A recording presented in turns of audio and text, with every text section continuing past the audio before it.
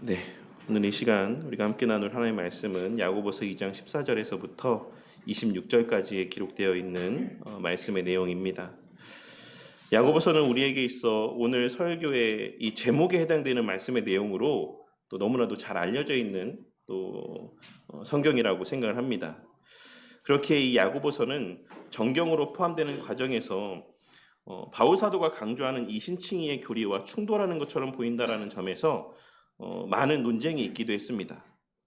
그러니까 바울 사도가 말했던 가르침은 믿음으로 이제 의롭다함을 받는다라고 하는 이신칭의의 가르침이었는데, 이 야고보서에서 강조하고 있는 것이 행함이었기 때문에 초대교회 과정 가운데에서 정경화되는 과정 속에 이 야고보서를 정경에 포함하는 것이 옳으냐라고 하는 논쟁들이 있었다라고 하는 것입니다. 하지만 이 야고보서의 내용은 초대교회 때부터 교회 안에서 널리 사용이 되어졌고, 여기서 강조하는 행위의 강조라고 하는 것이 구원을 얻기 위함에 있어서의 행위 구원론적인 강조가 아니었기 때문에 정경으로 인정됨에 있어 그리 큰 논쟁이 되지는 않았습니다. 하지만 그럼에도 불구하고 이 야고보서에 기록된 행위를 강조함의 내용들은 바울 사도가 강조했던 이신칭의의 내용과 어떻게 조화롭게 우리가 받아들여야 하는가라고 하는 것에 대한 논의는 지속적으로 교회 안에 있어 왔는데, 우리는 이 서신서를 기록한 예수님의 형제 야고보가 율법에 대해서 언급하는 부분에 나타난 독특한 점을 통해 그 논의에 대한 답이 될 수 있는, 그가 어떤 의도로 지금 행함을 강조하고 있는지를 확인할 수가 있을 것입니다. 야고보는 이 서신서에서 율법에 대해서 언급을 할 때 그냥 율법이라고만 언급하지 않고 이 율법의 성격을 항상 구체적으로 함께 언급을 하고 있는데, 그 사실을 우리는 1장 25절과 2장 8절과 그리고 2장 12절에 기록된 이 율법에 대한 언급의 내용을 통해 확인할 수가 있습니다. 야고보는 1장 25절에서는 율법을 말함에 있어 자유롭게 하는 온전한 율법이다 라고 표현하고 있고, 2장 8절에서는 내 이웃 사랑하기를 내 몸과 같이 하라 하신 최고의 법이라고 표현하고 있으며, 2장 12절에서는 자유의 율법이라고 표현하고 있는 것을 확인할 수 있습니다.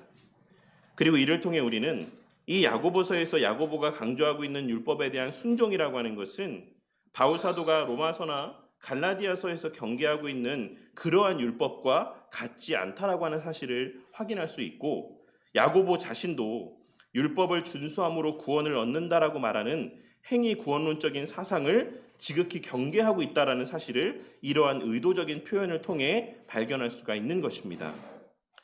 학자들 사이에는 이 야고보서가 언제 쓰여졌을지에 대해서 크게 두 가지의 의견을 제시하고 있는데, 하나는 요세푸스와 같은 역사학자들이 주장했던 바에 근거한 전통적인 견해로 주 62년경쯤에 이 야고보서가 쓰여졌을 것이다 라고 보는 견해가 있고, 또 다른 견해는 ESV 스터디 바이블 같은 내용들 가운데 언급되어져 있는 바와 같이 이 서신서의 내용이 디아스포라 유대인 기독교들을 대상으로 쓰여진 서신서라고 하는 점에서 스데반 집사가 순교한 이후에 얼마 되지 않아 이 서신서가 쓰여졌을 것이다. 그래서 아마도 주 40년대 중반쯤에 쓰여졌을 것이다 라고 보는 이 두 가지의 견해가 있습니다.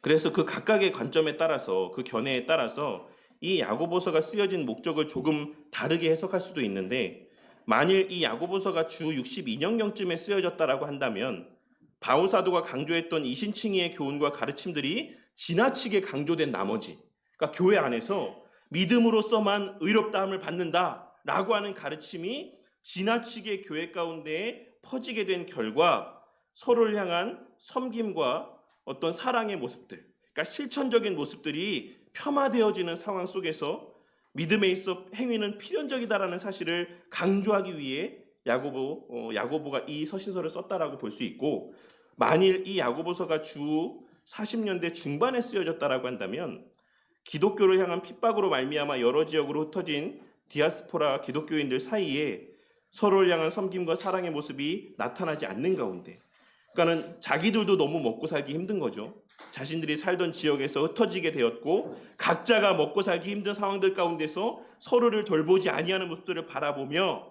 그에 대한 책망과 권면을 하기 위해 그러한 믿음은 참된 믿음이 아니다 라고 하는 것을 권면하기 위해 이 야고보서를 기록했다라고 볼 수 있는 것입니다. 이 두 가지의 견해 가운데 어떤 견해를 취하든지 간에 중요한 것은 이 야고보서가 말하고 있는 바가 우리가 믿는 기독교 신앙은 믿음만을 강조하거나 입으로만 신앙 고백을 하면 끝나는 것이 아닌 그 행함 또한 너무나도 중요하다라는 사실을 강조하고 있다라는 것이라 할 수 있습니다. 야고보는 어떤 이유에서든지 간에 성도들 사이에서 행위에 대한 강조가 희미해지고 왜곡되는 과정 가운데 그 신앙을 바로잡기 위한 목적에서 이 야고보서를 기록하여 믿음에 있어 행위의 필연성을 강조한 것이다라고 할 수 있는 것입니다.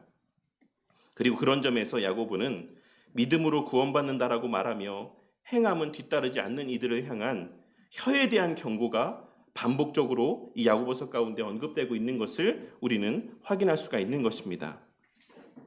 그리고 그런 관점에서 야고보서에 담긴 중요한 주제 가운데 하나는 최근 여러 차례 말씀드렸던 내용이라고 할 수 있는 참된 믿음이 뭐냐? 니들이 고백하고 니들이 네 마음 가운데 있다라고 이야기하는 그 참된 믿음의 실체가 뭐냐? 그리스도와 연합되게 하는 그 본질이라 할 수 있는 과연 믿음이라는 건 뭐냐? 라고 하는 것에 대한 정의라고도 할 수가 있을 것입니다. 그렇게 야고보는 3장에서 스승의 위치에 있는 자들의 그 말하는 바를 조심할 것을 경고하며 참된 믿음을 가르치는 참된 스승의 모습이 어떠해야 되는지를 그 뒤에 이어지는 3장 13절 이하의 말씀 가운데서 언급하고 있는 것이고, 그에 앞서 2장에 기록된 말씀에서 그 전제가 되는 모습, 즉 입으로 참된 믿음을 가르치고 말하면서 그 동일한 입으로 그에 부합되는 말들을 하지 아니하고 그 행함으로 그 입술을 통해 가르치는 바를 행하지 않는 그런 이들의 모습을 책망하고 있는 것이다라고 할 수 있는 것입니다. 어쨌든 오늘 이 야고보서의 내용을 전부 살펴볼 수는 없으니까 오늘 본문의 말씀의 의미만 중심으로 그 의미를 살펴보자면, 야고보는 오늘 말씀 바로 앞부분에서 성도들을 대함에 있어 차별하지 말 것을 말씀한 이후에 오늘 우리가 함께 읽은 말씀의 내용과 같이 행함이 없는 믿음은 죽은 믿음이다라고 하는 사실을 강조하고 있습니다. 그리고 2장 바로 앞부분인 1장 27절 말씀에서도 야고보는 고아와 과부를 그 환난 중에 돌보라고 말씀하고 있다라는 사실을 통해 우리는 여기서 말씀하고 있는 차별이라고 하는 것이 외적이고 물질적인 면에서의 판단과 차별이라고 하는 사실을 확인할 수가 있습니다.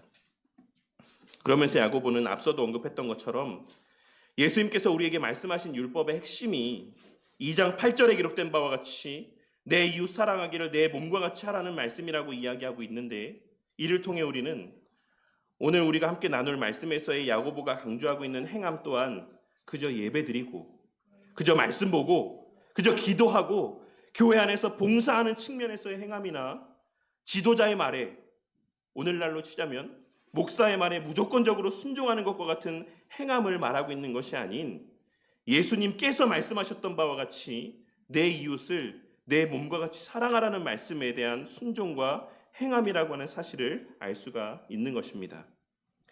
그러면서 야고보는 심지어 14절에 기록된 바와 같이 그러한 사랑의 행함이 없으면 너희들 가운데 아무리 백날 예배드리고 백날 집에서 말씀 보고 맨날 기도만 하고 앉아있다라고 하더라도 너의 삶 가운데 참된 사랑이 없으면 그가 구원받은 자라고 할 수 있겠느냐라고까지 말씀하고 있는데, 이를 통해 하나님께서는 사랑의 행함을 우리의 구원의 여부와 연결하여서 말씀하고 있으시다라고 하는 사실을 우리는 반드시 발견하고 우리 각자의 마음 가운데 새길 수 있어야지만 될 것입니다. 그러면서 그와 같은 행함이 없는 실제적인 모습에 대해서 말하기를 16절에서 예를 들고 있는데, 이는 헐벗고 일용할 양식이 없는 형제와 자매들을 향해 하나님이 평안을 주실 거야, 하나님이 해결해 주실 거야, 하나님이 네 기도 가운데 응답해 주실 거야 라고 하는 형식적인 인사말을 건네며 실제로는 그 어떤 도움의 손길도 내밀지 않고 너 스스로 몸을 따뜻하게 하고 너 스스로의 힘으로 배부르게 하라 라고 말하며 네가 알아서 그 문제를 해결해라 라고 말하는 것을 이야기하고 있는 것이다라고 할 수 있습니다. 그리고 야고보는 그러한 모습을 가리켜서 그러한 모습이 바로 죽은 믿음의 모습이다라고 말씀하고 있는 것을 우리는 기록된 말씀의 내용을 통해 분명하게 확인할 수 있어야지만 되는 것입니다. 그리고 그에 이어지는 18절의 말씀은 행함으로 믿음을 보이는 자와 행함이 없는 믿음을 가진 자에 대한 말씀으로 야고보는 이 18절의 말씀을 통해 믿는 바에 대한 확신이 있는 자는 반드시 그 믿는 바대로의 행함을 나타내 보이기 마련이다라고 하는 사실을 말씀하고 있습니다. 그리고 그런 맥락에서 야고보는 18절에 기록된 말씀에서와 같이 참된 믿음이 있는 자는 너에게 재림할 예수님에 대한 믿음이 있느냐? 지금도 살아계신 예수님에 대한 믿음이 있느냐? 우리의 삶을 지금도 지켜보고 계시는 그 예수님에 대한 믿음과 확신이 있느냐? 그리고 그 예수님이 행하신 일들에 대한 믿음이 있느냐? 너에게 정말로 새 하늘과 새 땅에 대한 믿음이 있느냐? 내세에 대한 믿음이 있느냐? 나는 있다. 그래서 나는 행동한다. 나는 그렇게 산다. 너에게도 만일 그런 믿음이 있다라고 한다면 너의 그 믿음을 너의 행함을 통해 증명해 보이라 라고 물을 것이다 라고 말씀하고 있는 것입니다. 그러면서 이어지는 중요한 말씀을 하고 있는데 그것은 바로 19절에 기록된 말씀입니다. 우리가 다 함께 19절에 기록된 말씀을 한번 합독하도록 하겠습니다. 시작. 내가 하나님은 한 분이신 줄을 믿느냐? 잘하는도다. 귀신들도 믿고 떠느니라. 이 말이 무슨 말입니까? 네가 하나님에 대해서 아느냐? 그 하나님의 한 분이심을 알고 믿느냐? 하나님의 살아계심을 믿고 있느냐?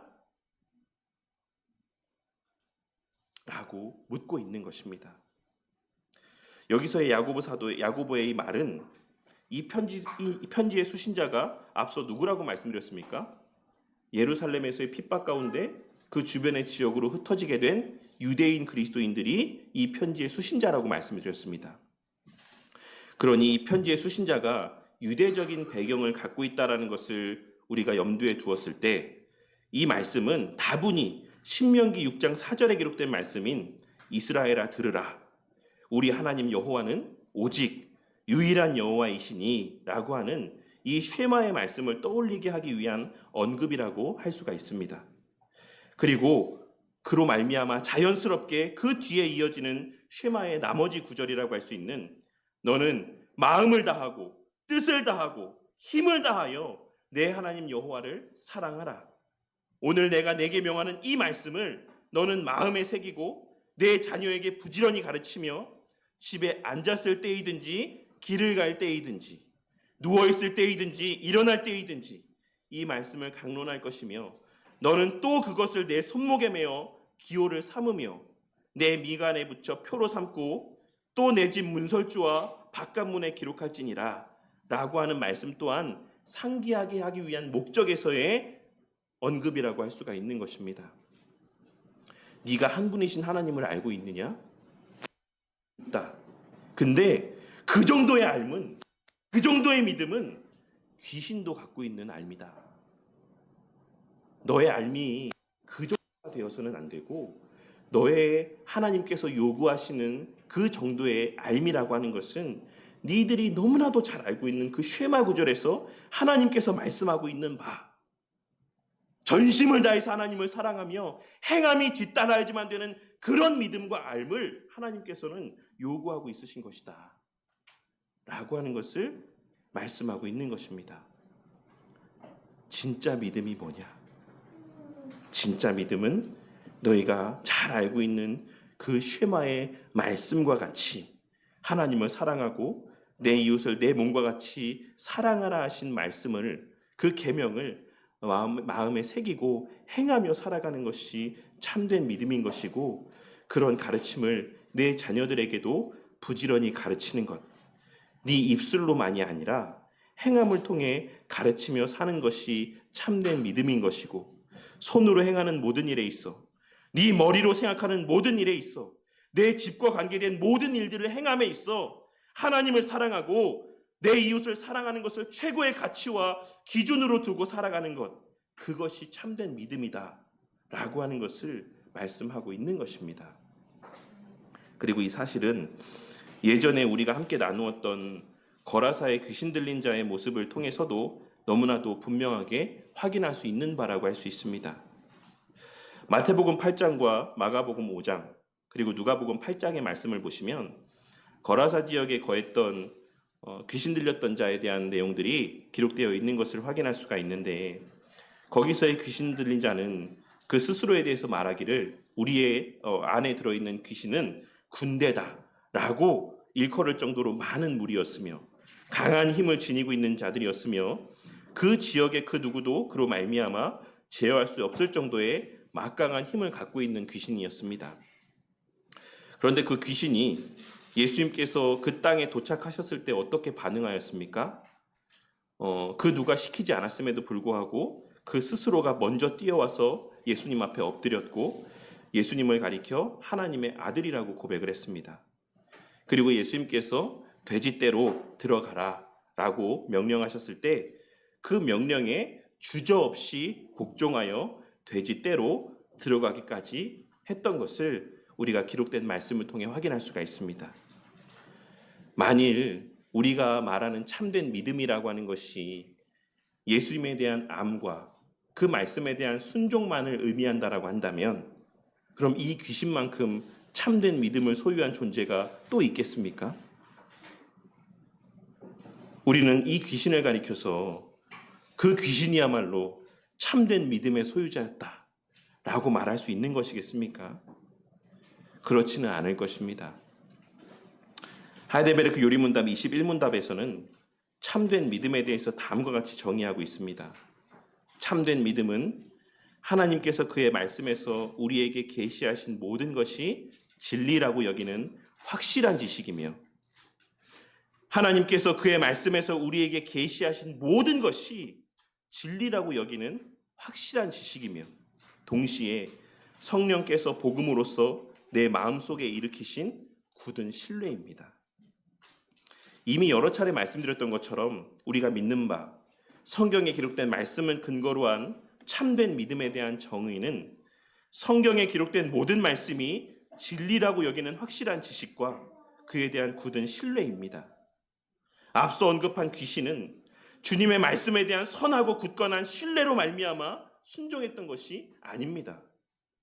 그러니 성경은 단순히 지식을 소유했거나 혹은 단순히 순종하는 그 모습 자체로 말미암아 그러한 행위를 참된 믿음의 행위라고 말하지 않고, 하나님을 바르게 알면서 비롯된 하나님을 경외하고 하나님을 진심으로 사랑함에서 말미암는 굳건한 신뢰에서 비롯된 자발적인 순종을 참된 믿음이라고 말씀하고 있다라는 사실을 우리는 반드시 깨달을 수 있어야지만 된다라는 것입니다. 그리고 오늘 말씀에서의 야고보가 말하고 있는 행함 또한 그런 맥락에서의 행함이라고 하는 사실을 우리는 염두에 두고 오늘의 말씀의 의미를 살필 수 있어야 되는 것입니다.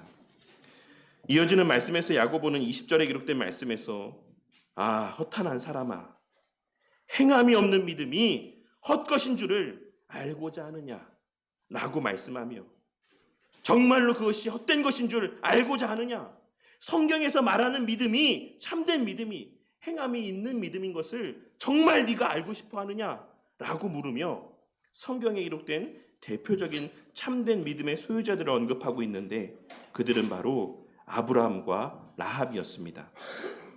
그리고 마지막으로 야고보는 26절에 기록된 말씀에서와 같이 영혼이 없는 몸이 죽은 것 같이 행함이 없는 믿음도 죽은 것이다라고 그가 강조하고자 하는 바를 다시 한번 반복하여 말씀하며 이 권면을 끝맺음하고 있는 것입니다. 오늘 말씀을 통해 우리가 발견하고 마음에 새겨야 되는 교훈은 무엇이겠습니까? 첫째로, 참된 믿음에는 필연적으로 견고한 신뢰를 바탕으로 한 하나님의 말씀에 대한 순종의 모습이 있을 수밖에 없다라는 것입니다. 이 사실을 명심하고 살아가는 저와 우리 모두가 되기를 바랍니다. 우리는 우리의 구원이 전적인 하나님의 은혜의 역사다라고 믿습니다. 그리고 그 구원의 주체는 예수님과 그분의 보내신 성령 하나님이십니다. 예수님께서는 우리 각 사람에게 성령 하나님을 보내심으로 그 자신이 성부 하나님의 뜻에 온전히 순종하셨던 것처럼 예수님 안에서 우리 또한 성부 하나님의 뜻에 온전히 순종하는 삶을 살게 하십니다. 우리는 성령 하나님의 역사로 말미암아 그리스도께 온전히 접붙임 바 됨으로 돌 감람나무였던 우리가 참 감람나무와 같이 참 감람나무의 열매를 맺게 되는 것입니다. 이는 선택의 문제가 아닙니다. 예수님께서는 요한복음 15장에서 포도나무와 가지에 대한 비유의 말씀을 당신의 제자들에게 들려주셨는데 거기서 예수님께서는 나는 포도나무요 너희는 가지라. 그가 내 안에 내가 그 안에 거하면 사람이 열매를 많이 맺나니 나를 떠나서는 너희가 아무것도 할 수 없음이라 라고 말씀하셨습니다. 이는 열매를 맺는 그 주체가 하나님이시라는 것을 말씀하고 있으신 것이기도 하지만 동시에 우리가 그리스도에게 접붙임 받은 것이 맞다라고 한다면 그 사람은 반드시 열매를 많이 맺게 될 수밖에 없다라는 사실을 말씀하고 있는 것이기도 합니다. 그렇게 예수님께서는 겨자씨 비유에 대해서 말씀하시며 30배, 60배, 100배의 결실에 대해서 말씀하셨던 것이고 이를 통해서 예수님께서는 복음이라고 하는 것은 반드시 괄목할 만한 결실, 즉 눈에 보여질 만큼의 결실을 맺게 되는 것이다라고 말씀하셨던 것입니다. 우리는 일반적으로 30배, 60배, 100배의 말씀을 우리 삶에서의 물질적인 풍요나 하나님께 받기를 원하는 세상적인 복과 연결지어서 기도할 때가 많지만 하나님, 저에게 30배, 60배, 100배의 결실을 주시옵소서. 저의 하나님 앞에서 행한 것보다 30배, 60배, 100배에 해당되는 그러한 결실들을 내게 주시옵소서. 내가 11조한 것에 30배, 60배, 100배에 내가 하나님 앞에 헌신한 것에 30배, 60배, 100배의 결실을 그 보답으로 주시옵소서 라고 기도할 때가 많지만 예수님의 이 말씀 가운데에는 숨겨지지 않는 복음의 열매로서의 교회와 개인의 가시적인 변화를 말씀하고 있는 것임을 우리는 반드시 깨달을 수 있어야지만 된다라는 것입니다. 네가 그리스도에게 접붙임 받은 것이 맞냐? 내가 네 안에, 네가 내 안에 있는 게 맞냐? 그렇다라고 하면 너는 열매를 맺지 않을 수 없다. 그리고 그 열매는 반드시 30배, 60배, 100배와 같이 모든 이의 눈에 보여질 만큼의 괄목할 만한 분명한 변화의 열매로 나타나게 될 수밖에 없다. 왜냐하면 그 열매 맺음의 주체가 네가 아니라 나이기 때문이다 라고 말씀하고 있는 것입니다. 둘째로 그 말씀에 대한 순종은 다른 그 무엇보다 하나님 사랑을 바탕으로 한 이웃을 향한 사랑의 모습이라는 사실을 우리는 오늘 말씀을 통해 발견하고 깨달을 수 있어야지만 될 것입니다. 우리는 오늘 말씀에서 야고보가 강조하고 있는 바가 예배 열심히 드려라, 교회 봉사 많이 해라, 목사 말에 순종해라, 목사가 무슨 말을 하든지 거기에 다 순복해라, 헌금 많이 해라, 기도 많이 해라, 말씀 많이 봐라, 이런 것들에 대한 순종을 말씀하고 있는 것이 아님을 잊지 말아야지만 될 것입니다. 우리는 일반적으로 행함이 없는 믿음이 죽은 믿음이다라고 이야기했을 때 이 말씀을 이러한 가시적인 여러 행위들로 적용하여서 이해하고 있는 경우들을 보게 될 때가 많습니다. 물론 이 말씀 가운데 그런 모습들이 전혀 언급되어지지 않고 있다라고 이야기할 수는 없겠지만 오늘 말씀 가운데서 야고보가 강조하고 있는 바는 이웃과 관계된 사랑에 대한 말씀인 것을 우리는 절대로 놓쳐서는 안 되는 것입니다. 오늘 말씀에서 야고보 사도는 특별히 교회 내에서의 사랑과 관계된 교훈들을 전하기 위해 사람을 대하는 자세와 그 관계된 교훈들을 전하시기 위해 이 말씀을 기록한 것임을 절대로 놓쳐서는 안 된다는 것입니다. 어떤 사람이 거듭난 사람입니까? 어떤 사람이 참된 믿음을 소유한 사람입니까? 주구장창 교회 안에서만 사는 사람이 거듭난 사람입니까? 남들보다 배나 더 많이 헌금하는 사람이 거듭난 사람입니까? 누구보다 열심히 교회 봉사하는 사람이 참된 믿음을 소유한 사람입니까? 오늘 말씀 가운데서 야고보가 말씀하고 있는 참된 믿음의 소유자는 예수님의 성육신과 십자가에 달려 죽으심을 믿는 자이며 그 성육신과 십자가에 달려 죽으심이 내 죄 때문이라는 사실을 알고 믿는 자이며 내가 바로 예수님을 십자가에 못 박아 죽인 죄인 중에 괴수이자 아무것도 아닌 벌레 같은 존재라는 사실을 아는 자, 그러한 자가 참된 믿음을 소유한 자라고 말씀하고 있으신 것을 우리는 깨달을 수 있어야지만 되는 것입니다. 그러한 자들은 사람을 외모로 판단하지 않습니다. 내가 벌레만도 못한 자인데 나 같은 사람이 누구를 판단합니까? 내가 뭐라고? 성도님들이 뭐라고? 성도님들이 뭐 대단한 믿음의 소유자들이라고 생각하십니까? 성도님들이 뭐 엄청난 사람들이라도 된 것처럼 생각하십니까? 남을 판단할 수 있는 위치에 있는 존재들이라고 생각하십니까?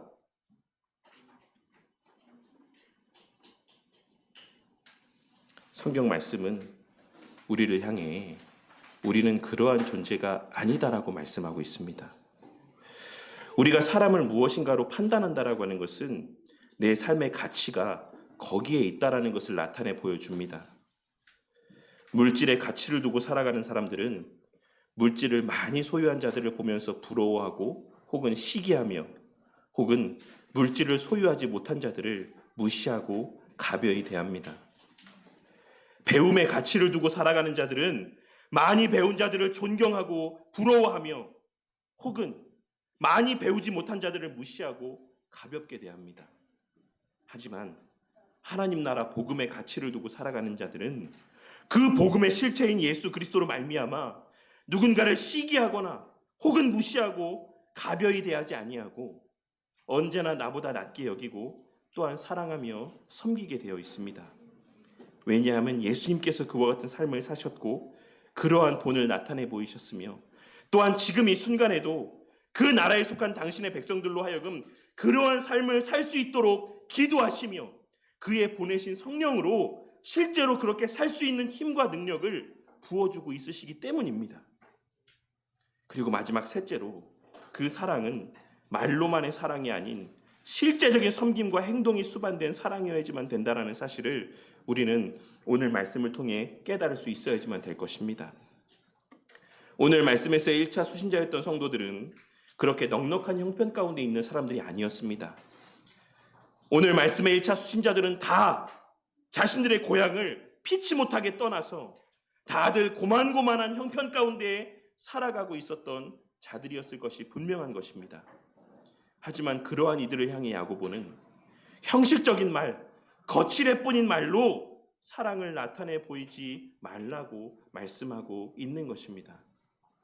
너 먹고 살기 힘들어도 콩 한 쪽도 나눠 먹는다는 마음으로 다른 이들의 어려움을 모른 척하지 말고 실제로 네가 할 수 있는 한도 내에서의 최선을 다해서 서로 도와라, 서로 섬겨라 라고 하는 것을 말씀하고 있는 것입니다. 저와 우리 모두가, 우리 바른교회 공동체 모두가 입으로만 위로를 건네고 입으로만 기도하겠다라고 말하는 그런 자들이 되지 않길 바랍니다.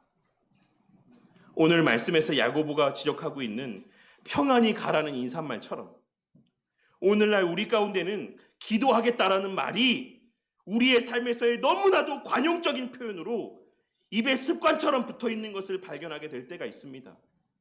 실제로는 기도하지 않을 것이면서, 실제로는 기도하지 않으면서 누군가의 어려움에 대해서 듣게 되었을 때 관용적으로 습관처럼 기도하겠습니다. 그렇게 이야기하고 얼마나 많이 기도하셨습니까? 그렇게 입술로 내뱉은 말들 가운데 얼마나 많이 기도하셨습니까?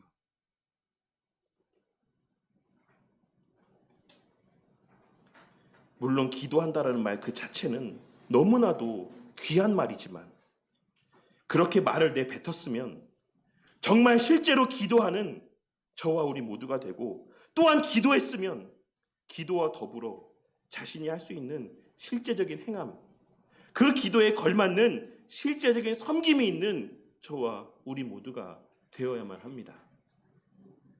왜냐하면 우리가 기도한다라는 것은 그것을 바란다라는 것이고, 그것을 바라는 자는 그것을 행하게 되어 있기 때문에 그렇습니다.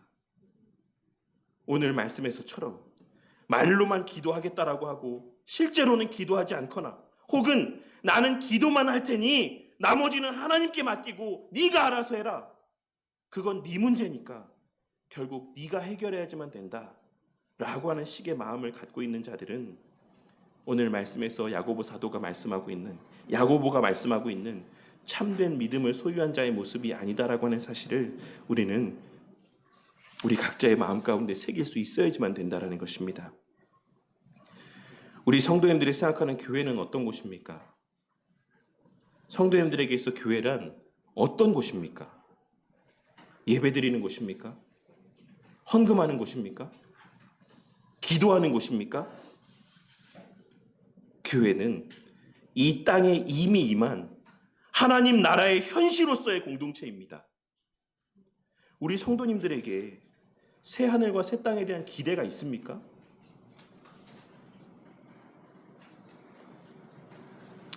만약에 없으시다라고 한다면 왜 없는 것이다라고 생각하십니까? 나는 개똥밭에 굴러도 이 땅에서 좀 더 오래 사는 게 좋다. 새 하늘과 새 땅이라는 거는 최대한 나중에 갔으면 좋겠다. 왜 이러한 마음을 품고 신앙생활하는 자들이 오늘날 교회 안에 넘쳐나게 된 것이다라고 생각하십니까? 저는 아마도 성경에서 말하는 새 하늘과 새 땅의 모습이나 그동안 교회 안에서 들어왔던 새 하늘과 새 땅의 모습이라고 하는 것이 우리 성도님들에게 있어 그렇게 매력적이지 않았기 때문이라고 생각합니다. 천국 가면 뭐합니까? 맨날 예배나 드린다 하지. 맨날 찬양이고 하고 기도나 한다 하지. 여기서도 지겨운데, 여기서도 몸이 비비 꼬이는데, 천국 가면, 새하늘과 새 땅에 가면 주구장창 영원토록 이것을 계속해야 된다 라고 생각하면 뭐 그곳이 지옥보다야 낫겠지만 그래도 당장은 가고 싶지 않다. 여기서 좀 더 맛있는 것도 많이 먹고 여행도 좀 다니고 즐거운 좀 취미생활도 많이 하고 나중에 이제 지옥과 천국 중에 어디 갈래? 라고 했을 때 나는 지옥보단 천국이 나니까 새하늘과 새 땅에 가는 게 좋겠다라는 마음에서 교회를 다니는 분들도 신앙생활 하는 분들도 있을 거라고 생각합니다. 우리 교회가 교회다운 교회가 되기를 바랍니다. 우리 교회가 이미 임한 하나님 나라로서의 교회의 모습을 나타내 보일 수 있게 되기를 바랍니다. 그래서 여기서의 부분적으로 체험하는 그 하나님 나라의 현시로서의 그 교회 안에서의 세상에서는 누릴 수 없는 기쁨과 만족들이 우리 교회 공동체 안에 넘쳐났으면 좋겠습니다.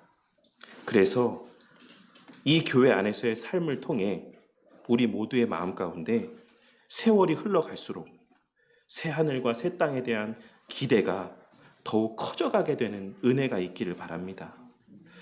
저는 개인적으로 아미시 공동체라고 이렇게 일컬어지는 사람들에 대해서 당연히 부정적인 입장을 갖고 있지만 어느 면에서는 그들의 삶을 긍정적으로 보는 면도 있긴 합니다.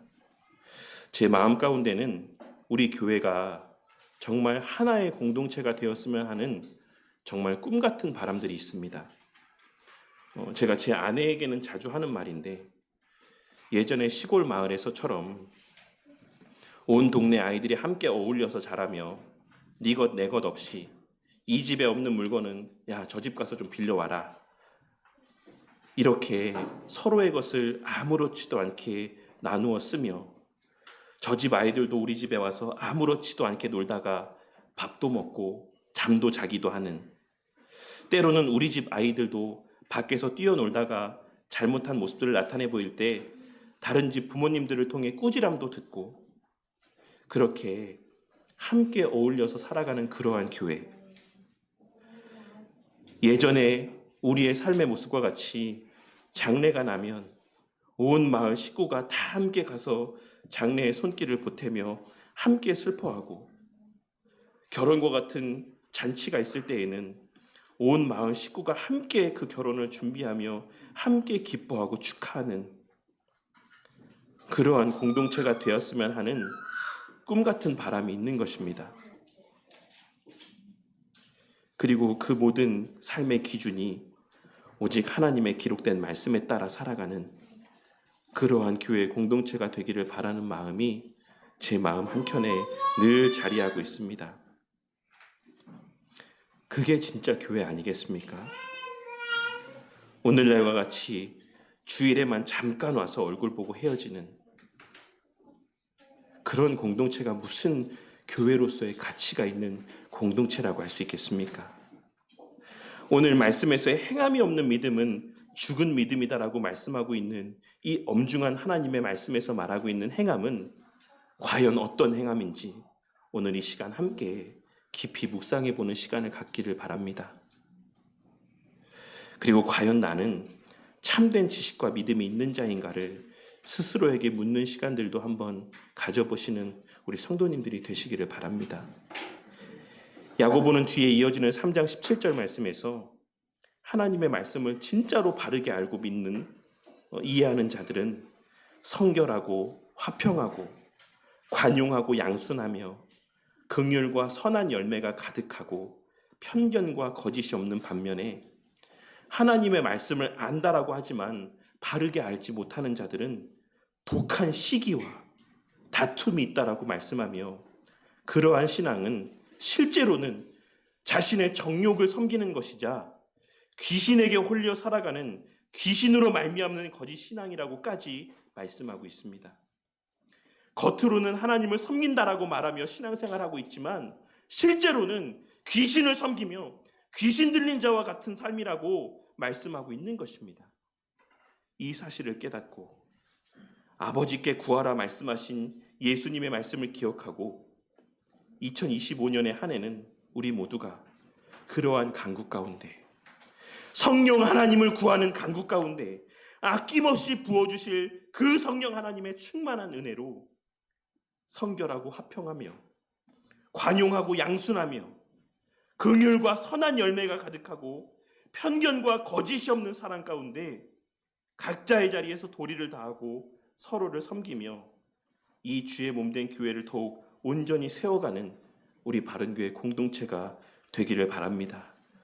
그리하여 이미 임한 하나님 나라의 현시로서의 교회의 모습을 우리 서로와 다른 이들에게 목독해 해주는 그 교회의 본질적인 사명을 2025년 한 해에도 힘있게 감당하는 우리 바른교회 공동체가 되기를 주님의 이름으로 간절히 축원합니다.